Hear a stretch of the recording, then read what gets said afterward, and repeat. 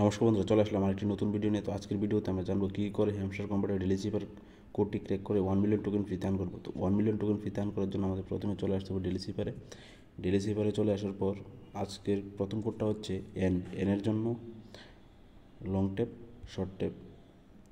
তারপরে কোডটা হচ্ছে 3 টাইম লং টেপ, 1 2 3।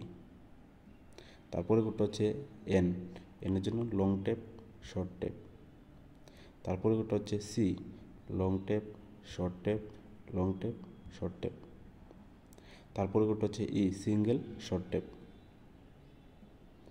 তো এভাবে আমরা 1 মিলিয়ন টোকেন ফ্রিতে আর্ন করে নিলাম কিছুক্ষণের মধ্যে।